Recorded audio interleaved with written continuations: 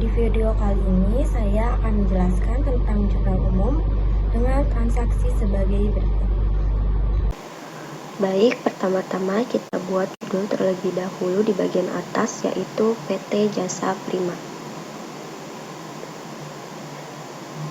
Kemudian di bawahnya kita tulis jurnal umum dan tambahkan juga periode Januari 2025.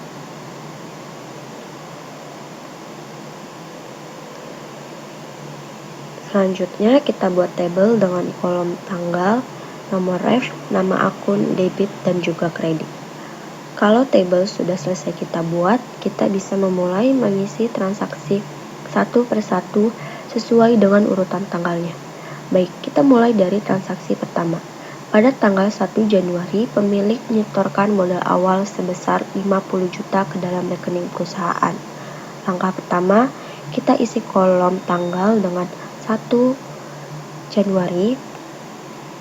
Akun yang bertambah adalah kas, karena perusahaan menerima uang, maka kas dicatat di debit sebesar 50 juta. Kemudian, karena penambahan modal termasuk ke dalam akun kredit, maka modal dicatat di kredit sebesar 50 juta. Karena modal adalah kredit, maka ditulis agak menjorok ke dalam. Transaksi kedua. Pada tanggal 2 Januari dibeli peralatan kantor seharga 10 juta secara tunai. Kita isi kolom dengan tanggal 2 Januari. Akun peralatan bertambah, sehingga dicatat di debit sebesar 10 juta.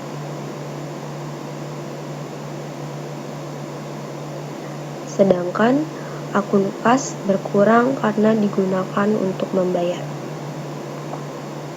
maka kas dicatat di kredit sebesar 10 juta. Karena kas adalah kredit, maka ditulis agak menjorok ke dalam. Transaksi ketiga. Pada tanggal 3 Januari dibayar sewa kantor untuk 1 bulan sebesar 5 juta. Isi tanggalnya 3 Januari. Karena perusahaan mengeluarkan biaya sewa, maka sewa kantor dicatat di debit sebesar 5 juta. Kemudian karena kas berkurang, kas dicatat di kredit sebesar 5 juta. Karena kas di kredit, maka ditulis agak menjorok ke dalam. Transaksi keempat. Pada tanggal 4 Januari diterima pendapatan jasa dari klien sebesar 8 juta. Kita isi tanggal 4 Januari. Kas bertambah,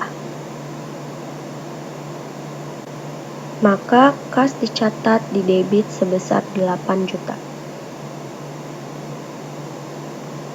Karena pendapatan termasuk akun kredit, maka pendapatan jasa dicatat di kredit sebesar 8 juta.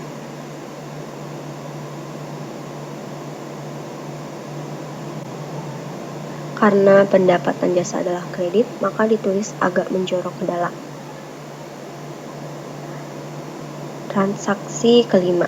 Pada tanggal 5 Januari dibeli perlengkapan kantor sebesar 2.500.000 secara kredit. Isi tanggal 5 Januari. Akun perlengkapan bertambah, maka dicatat di debit sebesar 2.500.000.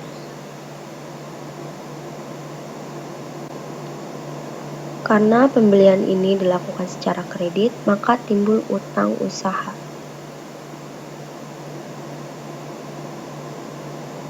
Dan akun ini termasuk akun kredit. Jadi utang usaha dicatat di kredit sebesar 2.500.000.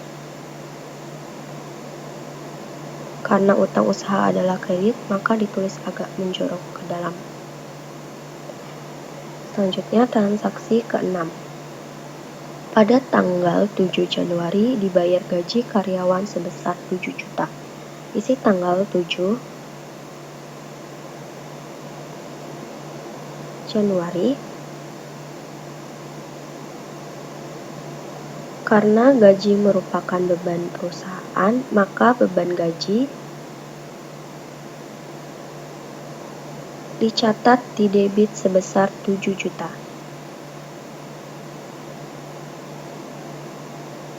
Sedangkan kas berkurang karena digunakan untuk membayar. Jadi kas dicatat di kredit sebesar 7 juta. Karena kas adalah kredit, maka ditulis agak menjorok ke dalam.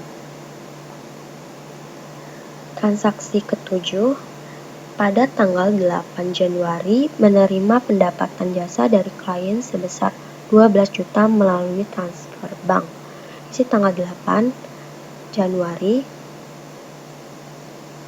Karena kas bertambah, maka kas dicatat di debit sebesar 12 juta.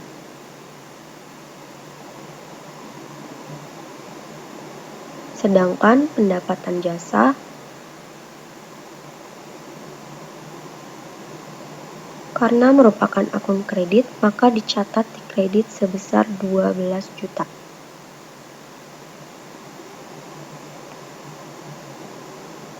Karena pendapatan jasa adalah kredit, maka ditulis agak menjorok ke dalam.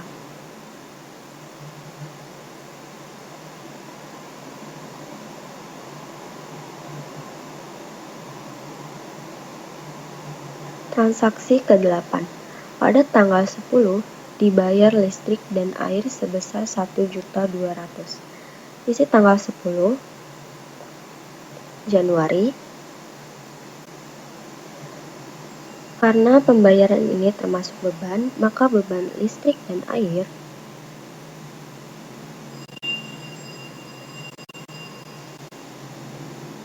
dicatat di debit sebesar 1.200.000. Dan karena kas digunakan untuk membayar, maka kas dicatat di kredit sebesar 1.200.000. Karena kas adalah kredit, maka ditulis agak menjorok ke dalam.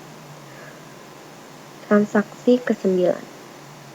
Pada tanggal 11 Januari dibeli komputer baru seharga 15 juta secara tunai.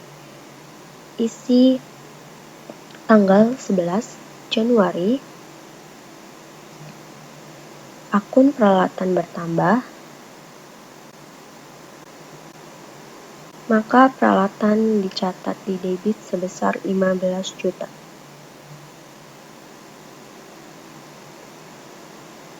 Sementara itu, kas berkurang,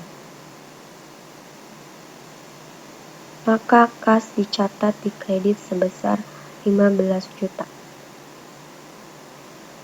Karena kas adalah kredit, maka ditulis agak menjorok ke dalam. Transaksi terakhir. Pada tanggal 13 Januari diterima pendapatan jasa dari klien sebesar 5.500.000. Isi tanggal 13 Januari. Kas bertambah, maka kas dicatat di debit sebesar 5.500.000.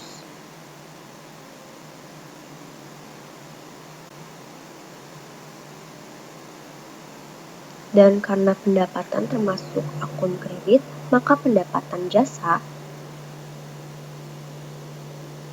dicatat di kredit sebesar 5.500.000.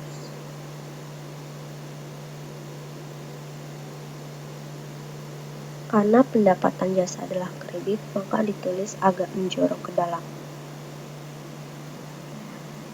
Baik, setelah semua transaksi selesai, kita catat, maka langkah terakhir adalah menjumlahkan kolom debit dan kredit.